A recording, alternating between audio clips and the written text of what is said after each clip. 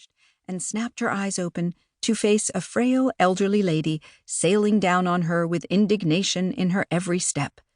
Gray curls peeked out from under a snug felt hat adorned with a diamond hatpin. The curls trembled on her narrow shoulders as she marched up and put her hands on her hips.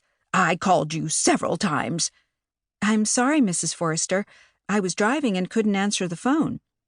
Mrs. Forrester gave her a long, hard look, as if she saw right through that thin excuse.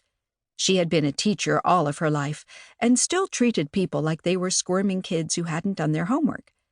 Iphy had warned Callie in advance that including a second-hand book market would mean bringing in Mrs. Forrester, but to be honest, Callie had wondered how bad that could be.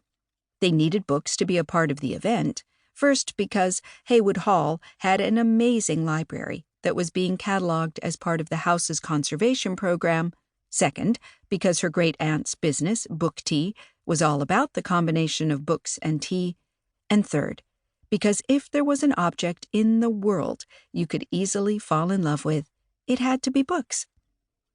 Callie could remember so many lazy afternoons as a girl, lying in the grass reading, or late at night in bed, reading until she fell asleep with the book beside her. That was the life.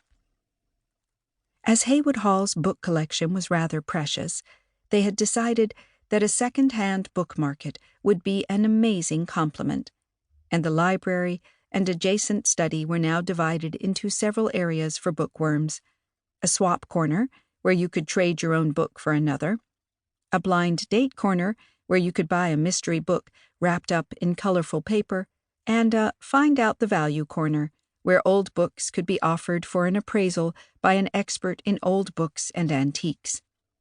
The expert had been brought in by Mrs. Forrester, who knew him from another occasion, and she had also supplied most of the books for the swapping, as she was a volunteer at the local library and had convinced them to donate to the event part of what they were getting rid of from the collection. Without her input and persuasiveness, the book-themed part of the event would have been much smaller. Callie should be very grateful to Mrs. Forrester, she knew, and honestly, she was, but she did wish deep down that the woman's helpfulness would be wrapped up in more kindness. She was so prompt and abrupt and to the point all of the time that it felt rather unpleasant to have to deal with her. "What could be so urgent?" Callie asked Mrs. Forrester, who widened her eyes as if she was appalled at the question. Mrs. Forrester stretched out her arm so that her silver watch became visible on her slender wrist, and checked the time ostentatiously. "The Valentine's event is scheduled to begin in 3 hours, and you ask me what could be so urgent?" She raised both her hands and waved them in a dramatic fashion. "All the things that are not done yet, not provided for." Her emphasis stoked Callie's nerves, and she asked, "What is not arranged for? I thought we had the whole thing worked out." Mrs. Forrester gave her a scorching look. "For instance, the expert who is to evaluate the value of the books people bring in, Mr. King." She spoke the name with a sort of hushed awe. "Who will bring him coffee?" Callie blinked. "I thought one of you would have a thermos stashed somewhere and could pour him a cup if he wants some."